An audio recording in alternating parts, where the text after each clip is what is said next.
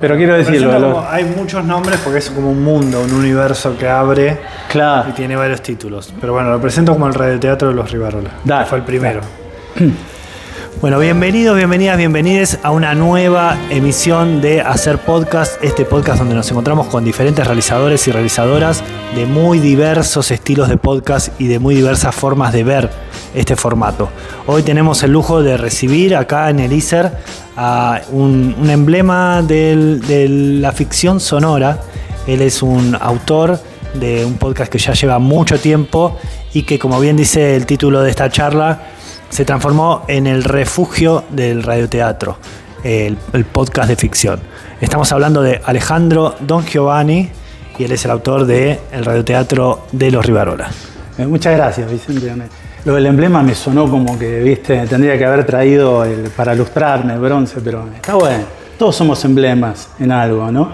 Sí, pero está bueno esto de que sea el podcast de ficción como un refugio de eso, del radioteatro, que tuvo un auge muy grande en nuestra cultura, en nuestra sociedad. Llegó hasta hace poco, se hacía en Radio Nacional, sí, claro. la ficción de Nora Masi, sí. Y las dos carátulas. Las dos carátulas, que es histórico y que también es parte de la cultura porteña muy fuerte, y que hoy en día ese lugar de resistencia, ese fogoncito, esas brasas encendidas, están ahí en el podcast de ficción, sí. Y el radioteatro de los Rivarola se hace cargo de eso, me parece a mí, se hace cargo de esa herencia, de defender esa herencia jugando con el personaje, ¿no? Pero contanos vos un poquito la historia, cómo empezó de entrada. Vos me nombrás a Nora Masi, lamentablemente por toda esta coyuntura de la gestión actual, las dos carátulas dejó de existir. Se hizo un cierre en Argentores que la verdad que era lo más parecido a un velorio, ¿no? A estar sepultando el radioteatro. Conocí a Nora porque Nora formaba parte del consejo de radio de Argentores y a Nora le encantaban los Rivarola. También a Ivonne Fournery, que puedo decir que es amiga o una mamá así adoptiva, ¿no? Y eso, de alguna forma, me acercó al radioteatro. Vos me preguntás cómo empiezan los Rivarola. En realidad yo venía escribiendo sketch, pero sin guión. Eran sketch de la radio de fines de los 80 y los 90, en la que había una especie de cultura desbocada, ¿no? Que todos hablábamos de nosotros, que era difícil tener un guiño con el oyente. Es como que se abrieron así las compuertas y salieron todos a decir todo lo que se podía, ¿no? Ubiquémonos en... Sí, después de años de no haber podido decir nada. Claro, exacto. Y yo también de una época, si bien la vi de más chico, mi adolescencia transcurrió en la Guerra de las Malvinas, en ver el primer gran recital en la Argentina, que fue el de Queen, en el 81, en Vélez. De eso tengo un proyecto por hacer en podcast. Y bueno, la impronta era hacer sketch. ¿Por qué me quedó el tema del sketch? Porque de muy chico, mi madre, que era siempre digo que era una oyente finísima de radio, sin redes, nada. O sea, ella te decía, mira Vicente, hoy a las 8 de la mañana fulanito habló con tal, y esta noche el negro Dolina, que era el hombre de sus sueños, ¿no? Se dormía ahí con Dolina, dijo tal cosa y tal otra. Había una radio muy, muy rica, muy, muy poderosa. Y cuando yo estudié producción de radio, porque también en los 90, fines de los 80 y en los 90 no había una oferta como la de ahora, a mí me hubiese gustado ir por el lado del guión originalmente, lo fui haciendo después con el tiempo, pero tuve que entrar por producción, que no era lo que más quizás me interesaba, pero no existía lo que yo quería hacer. Y empecé a hacer radio después de recibirme, en productor de radio y televisión, con el formato de sketch. El formato de sketch lo traía de los 70 y sobre todo de Juan Carlos Mesa, que es prócer absoluto, porque el Gordo Mesa no solamente fue autor de radio, era un autor, lo que se dice hoy en día, todoterreno, ¿no? Él te escribía para televisión, con mesa de noticias, te hacía cine, te hacía teatro, todo. Y al final ya de su vida escribió, en realidad ya los tenía porque eran poemas que le iba escribiendo a sus nietos. Sacó 2 libros de poesía. Entonces, un poco reuniendo todas esas herramientas, las herramientas que te da la escucha, que te da el hecho de ponerlas en práctica, tuve la suerte de hacer un taller. Empezó como taller y terminó siendo un curso casi de 1 año. Ahí mismo también en Argentores, donde conozco a Nora, a Ivona, a Inés Mariscal. Y ellos, ¿por qué dieron un curso de radioteatro? Estamos hablando del año 2005, 2006. Porque la idea era ya en esa época, estamos a 20 años, fíjate, volver a recuperar el género de radioteatro.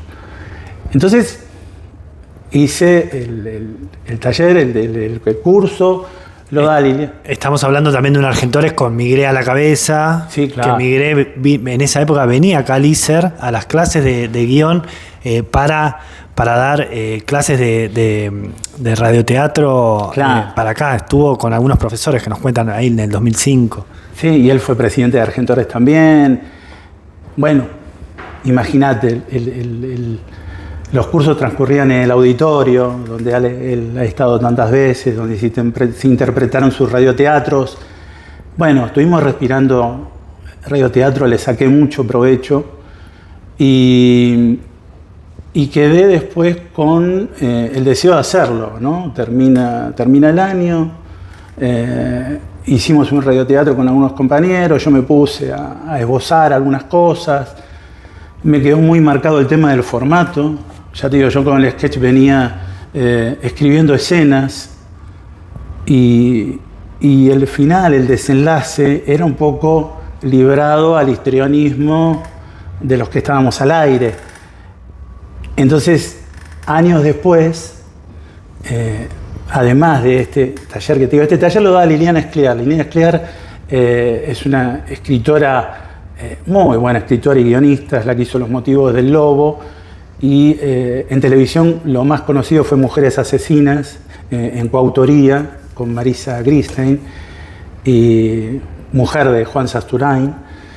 Y Liliana nos impartió también una impronta también lírica, no era solamente la estructura de que tiene que venir el relator y después la cortina y después la escena y el nudo y el conflicto y el desenlace. No, ella...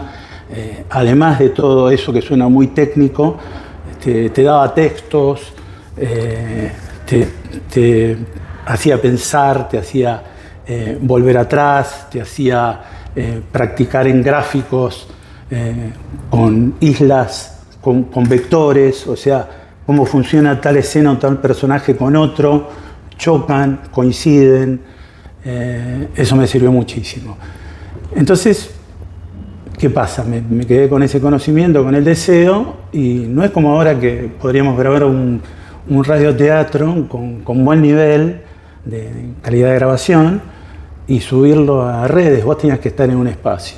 Y tuvimos la suerte con 2 compañeros que forman parte de los Rivarola, que por suerte también son amigos míos, 2 periodistas. Martín Latorraca, que forma parte de la editorial Sudestada, y Maxi Martínez, periodista. Hicimos una propuesta de un programa que hablaba de música, de libros y ficción. Yo la ficción la dejé medio ahí, ¿viste? Tenía miedo que no lo aceptaran. El espacio fue en la Radio de las Madres, en la M530, que ahora es Somos Radio, y aceptaron el proyecto. Entonces pasó un mes, hablábamos de libros, hablábamos de música, hacía alguna ficción en base a un libro, algo muy cortito, y cuando vi la oportunidad metí el radioteatro. ¿Y cómo nacen los Rivarola? Porque estamos acá en el ICE, en una institución como esta, los chicos, las otras veces que tuve oportunidad de venir acá, lo primero que te dicen es, ¿cómo hago? ¿Viste? O sea, bueno, vos lo sabés, el tema del pánico de la hoja en blanco. ¿Y cómo empiezo? Y tiene que haber observación. La técnica creo que es lo de menos. Yo venía con todo ese bagaje de radioteatro, pero sinceramente nunca fue mi deseo hacer algo del estilo, si lo hubiese querido no lo hubiese podido hacer, de las 2 carátulas, sino llevar ese sketch, esas situaciones de mesa, esas situaciones diarias, esas pequeñas tragedias y alegrías que nos pasan a todos, llevarlas al formato de radioteatro, pero con la frescura del sketch. Y la observación coincide con que el comienzo fue en julio del 2008 y venía del tema de la resolución de la 125. Entonces el país está prendido fuego. Está prendido fuego las rutas, porque, bueno, los más pibes googlean o quien está interesado lo sabe. Se hizo una resolución que aplicaba retenciones a las exportaciones. Y la gente del campo, bueno, se movilizó las rutas para parar y el país estaba desabastecido y empezaron a aparecer unos personajes que eran de la Federación Agraria. Y había uno que me llamaba la atención, Alfredo De Angelis, que ahora es senador. Es senador, ¿eh? No, en Entre Ríos del PRO. Sí. Sí, nada, me encantó eso que estaba incorporado en el radioteatro, por eso pensaba en Juan Carlos Mesa, en su mesa de noticias, como él en la ficción incorporaba todo el tiempo noticias de lo que estaba sucediendo. Exacto. Y está muy bueno que en el radioteatro termina siendo, hoy lo escuchás, hoy 2026, 2025, que me pasó a mí, y termina siendo un registro de esa época. Exactamente, pero si bien ese fue el comienzo, después nos fuimos a algo atemporal, que es lo que me permitió escribirlo durante estos casi 18 años, casi 20 años. Porque si te podés hablar de un nicho en especial, específicamente, envejece y te queda de modé, ¿no? Ese personaje me llamaba la atención, Alfredo De Angelis, que salía y el tipo hablaba, ¿viste? Ahora obviamente tiene todo el comedor nuevo, pero le faltaban unos dientes, ¿viste? Era fefioso. El camión de después ya no pasa. Y se ponía ahí, ¿viste? Y decía, ¿qué está pasando? O sea, por este tipo y por toda la coyuntura política no podemos tomar leche, no podemos comer pollo, bueno, la carne había aumentado un montón. Y él era el autor de esa frase que decía que el kilo de lomo se iba a 600 pesos. Y el que no puede, que no pague, algo así. Exacto. Me quedó. Pero también, a su vez, tenía otro personaje de esa época. Estoy hablando de la caja de herramientas. Seguro conoces el libro de Stephen King, Mientras escribo, ¿viste? Mientras escribo es un libro maravilloso que él, mientras está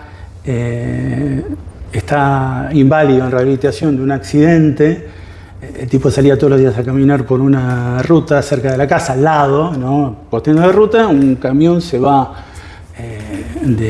descarrila y lo dejó bastante mal. Entonces, durante ese periodo, en vez de escribir, o sea, sus novelas, hizo un libro acerca de cómo escribir, dando herramientas. Y ese libro también, todo ese bagaje de cosas que vos llevás en la caja de herramientas. Él dice que vos tenés tu caja de herramientas que está compuesta de vivencias, de deseos, de información. Entonces abrí esa caja de herramientas y ya lo tenía este tipito, como a tantos otros, dando vuelta, que me hacían ruido. Digo, hay que escribir algo sobre esto. Y por otro lado, yo trabajaba cerca, pasaba diariamente por La Valle y Florida. En La Valle y Florida había una disquería que pasaba una música horrible todo el día para atraer a los turistas. Pasaba tango electrónico, pero no el tango electrónico de bajo fondo, ¿viste? De Santa Olalla, bien producido. Esa cosa berreta, ¿viste? Mezclada de Pitch Mode. que terminan siendo como los mashup, ¿viste? Pero berreta. Siempre la comparsita. Exacto, exacto. Tocate otra y el tipo toca la comparsita, como si no hubiese tango, ¿no? Y en la puerta de esa disquería, que ya te digo era un bodrio, había un tipo que hacía ver que dirigía la orquesta, que tenía una batuta, ¿viste? Y el tipo, vos pasabas y te hacía así, y te miraba con cara de loco, ¿viste? Te daba miedo. Siempre me quedó ese tipo. En un momento no lo vi más y noté también que había cerrado la disquería. Entonces, ¿cómo nacen los Rivarola? Bueno, nacen, como todo, con una pequeña historia. Conocerás a Ricky Gervais, ¿no? El de The Office, sí. Afterlife. El actor inglés. Sí, el actor inglés, que cuenta, ¿no? Él escribe todo, aparte que hace unos stand-up que llena estadios. Y él contó algo que me encantó y tiene que ver con esto. Tiene que ver con escribir una historia que sea ordinaria, una historia ordinaria, que no significa que sea mala, que esté mal contada, pero que a su vez se oponga a eso de querer hacer algo extraordinario, ¿viste? Que voy a hacer la gran obra.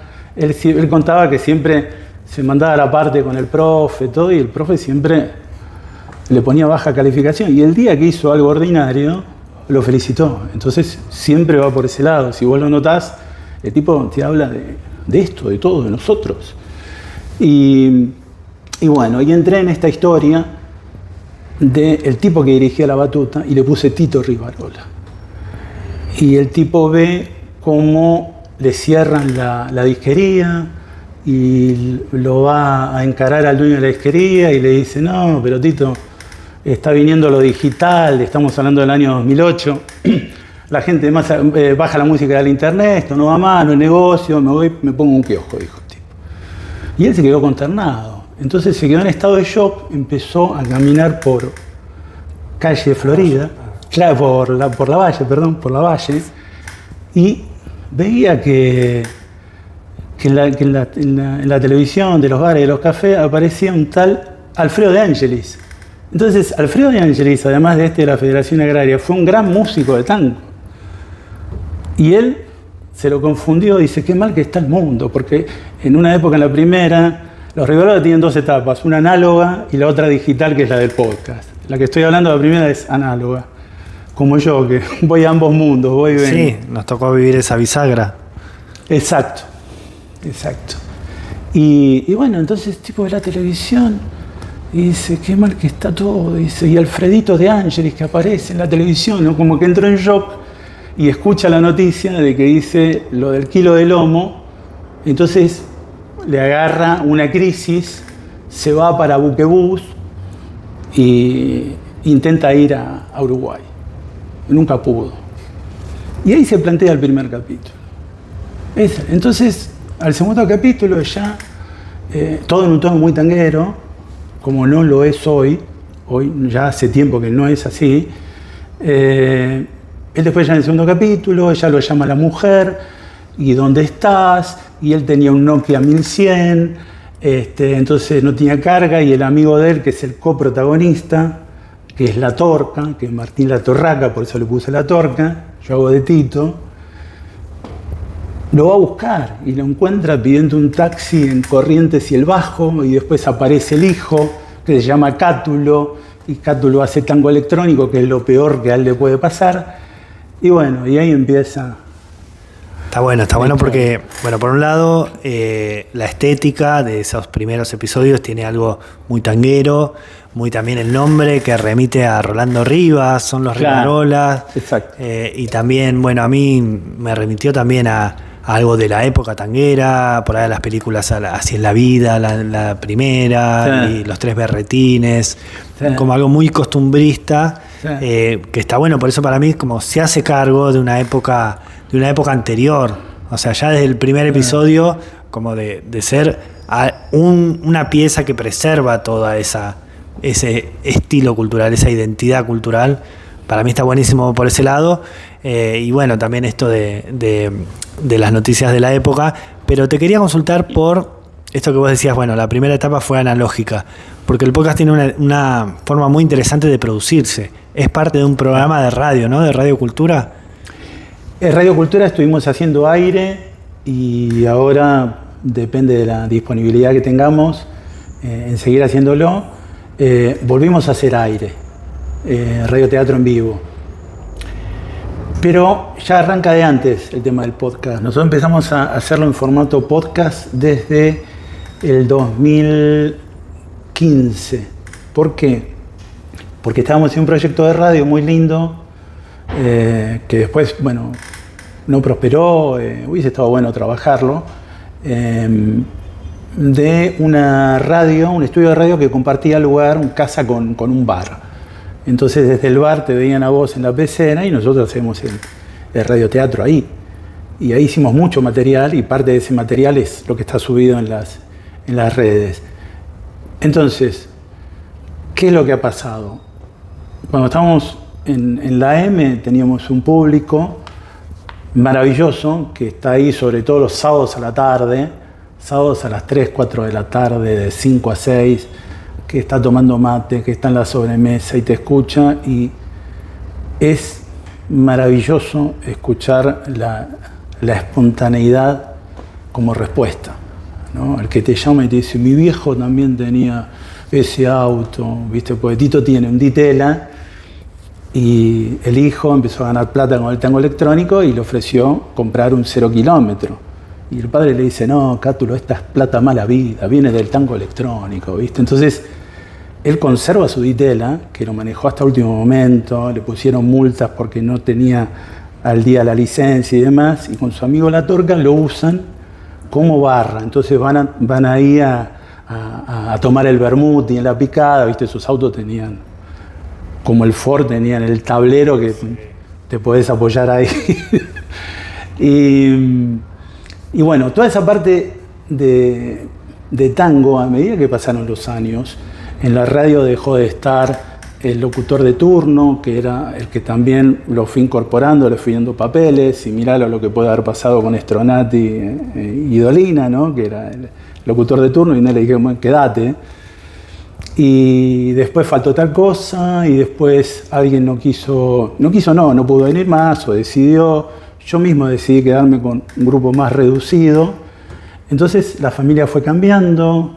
Tito, la mujer de Tito lo dejó.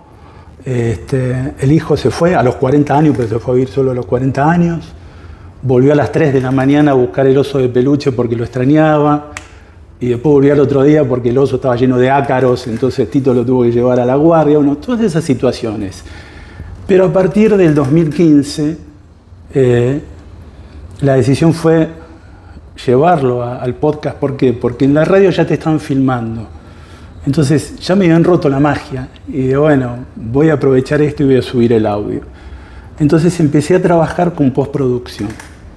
La grabación que yo me llevaba en un pendrive, me la llevaba en alta calidad y empecé a trabajar para subirlo a Spotify, a formato podcast, para que Spotify en primera instancia, y ahí hago todo lo que me gusta, porque me gusta mucho la parte de postproducción, de edición de audio, y ahí tengo oportunidad de panear sonidos, de que la puerta de los Rivarola sea como un hilo conductor, ¿viste? Tiene esas puertas vaivén, ¿viste? De mosquitero que no terminan nunca, ¿viste? Y cierra 5 minutos y después ¡tac! Y todas esas cosas te ayudan no solamente a sonorizar la historia, sino también a decir. Y con el recurso del podcast saco al relator. Entonces ya deja de ser un radioteatro convencional. Porque está buenísimo lo que vos decís del podcast como lugar de resistencia, pero no es que uno se queda con ese formato, no me lo toque nadie, y le dedico unas lágrimas al día a todo lo que fue. No, siempre fui pensando en que podía haber una evolución del radioteatro. Entonces ya no se hablaba de Glostora, se hablaba de Viagra, se hablaba de que no podía pagar los impuestos, se hablaba de esto, de la discusión con el hijo que se va y le reclama, y el pibe tiene 40 años. Es una forma también de evolucionar el género y aprovechar el recurso que te da el podcast. Está bueno. Y también está bueno que fuiste buscando como el refugio de lo sonoro también, porque se fue de la radio porque apareció la cámara, y en Spotify todavía se mantiene y hay toda una cultura de gente que solamente escucha. Así que eso está buenísimo, y está buenísimo que haya evolucionado, y justamente eso te quería preguntar, porque el proyecto de golpe es como que abre un montón de spin-off posibles, sí, de universos. ¿Cómo fuiste trabajando eso? Ahora, siempre que le quiero poner una pausa, ¿viste? Que le pones la pausa a los Rivarola, siempre aparece algo. El año pasado apareció lo de Radio Cultura. Y yo ya había cambiado la forma de escribir. Antes era, viste que uno en realidad, no es que Tito Rivarola sea mi alter ego, ¿no? Pero muchas veces pensé en hacer algo, o sea, con perdón de la mención, pero algo más migré, decir, me corro de esto, yo lo que quiero es escribirlo, volverlo loco al operador, hacer la dirección de los actores y correrme, no actuar. Nunca lo pude largar, o sea, porque es tan propio, es tan, viste, que lo escribís y a su vez el valor de la palabra hablada, por más de que nos pongan la digitalización más grande y los recursos habidos y por haber y la IA y demás, el suspiro, la cadencia, no lo vas a lograr con nada. Entonces seguí apostando a eso. Está bueno que tienen esa química grupal y lo hacen, se nota que les copa. Y sí, está bueno mantener ese grupo, o sea, que vos interpretes. Sí, de todas formas, vos sabés que ha sido yo siempre digo que los Rivarola son como una especie de cooperativa, ¿no? O sea, todos han colaborado, han pasado actores, actrices, tuvo el berretín de escribirle siempre a músicos que venían al programa, a escritores. Y después también el enorme placer de trabajar con actores. Me recomendaron gente de Radio El Mundo, unos amigos, Martín Berrade, que es un locutor que trabajaba con Badía, que ahora está en Chubut, en Trelew, y Patricia Aller, que es una dupla muy conocida que hacía gira continental, viste, que estaba los sábados. Ellos se pusieron a hacer un programa cultural en Radio El Mundo. Bueno, Martín, yo ya lo había invitado al programa porque había hecho un libro sobre Radio Nacional, que está buenísimo, y contando toda la historia, el auge de radioteatro hasta la decadencia, ¿no? Cuando aparece allá por los 60 y un poquito menos también. Ya había aparecido la tele, pero la oferta de la televisión era mucho mejor para los actores y se corrieron del aire. Claro, de la radio a la televisión. Claro. Y bueno, entonces lo que hicimos fue, me agarró un lapsus. No, sí. Me decías que tu idea era no interpretar. Claro, no interpretarlo y cederlo, ¿no? Darlo a otro. Y no pude para conservar, pero estamos más que nada con ponerle la pausa a los Rivarola, porque son 18 años y ahora con estas posibilidades de los reels, de tomar escenas de esos 60 capítulos, y tengo creo que 15 o 20 más para ponerme a editar y subirlos, que es una tarea titánica. Lo que hice fue ponerlo en pausa para comenzar a hacer otros proyectos.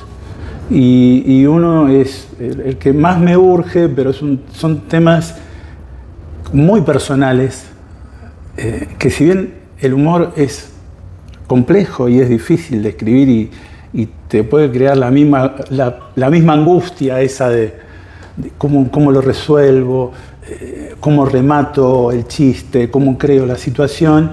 Bueno, hay otro tipo de historias como la que quiero encarar, que es una historia autorreferencial, que es la historia de mi familia en un periodo de tiempo, que obviamente, o sea, comienza siendo algo triste porque está la muerte de mi papá. Nosotros éramos muy chicos, mi hermana tenía 3 años, yo tenía 7. Y eso acompañado de un trabajo de terapia de muchísimo tiempo.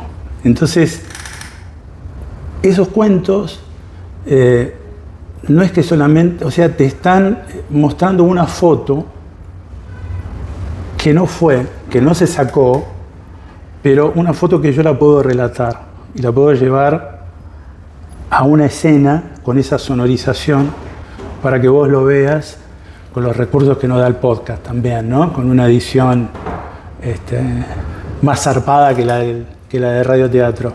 Y eso me tiene muy entusiasmado, pero a su vez tengo un tira y afloje, porque dentro de la ficción vos tenés ficción y no ficción. Y esto tiene mucho de no ficción también.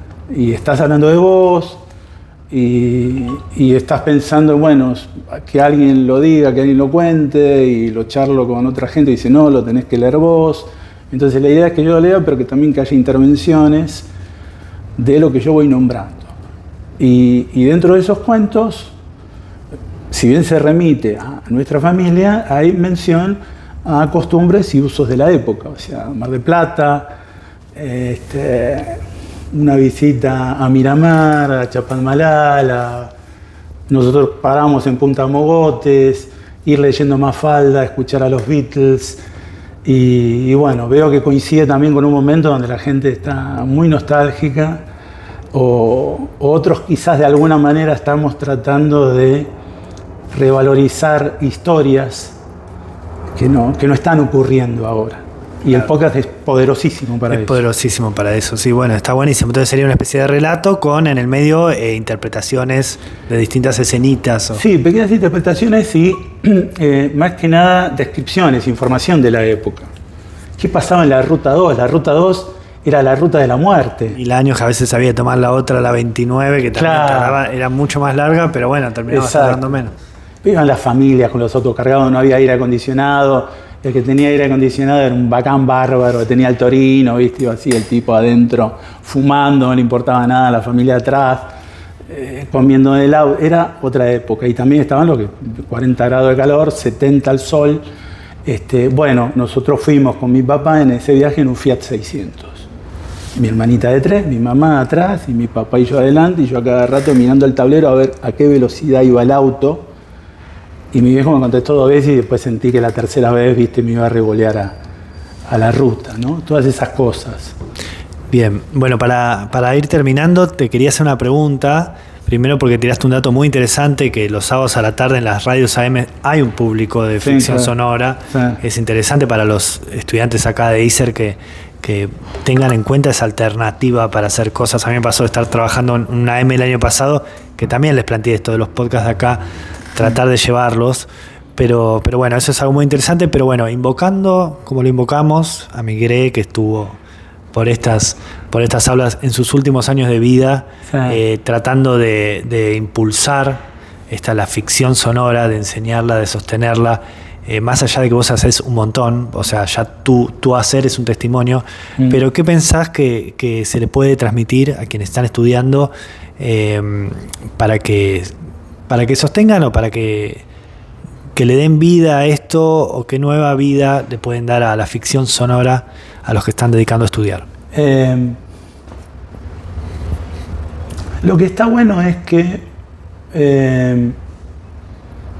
vos tenés muchos recursos, muchas herramientas, pero creo que lo que hay que ir a buscar es esa historia análoga. Hay que ir por lo análogo y usar las herramientas de la ficción. Estoy leyendo mucho y viendo del tema de la IA. Ahora no me asusta tanto como antes. Y me doy cuenta que la tecnología tiene que estar a nuestro servicio.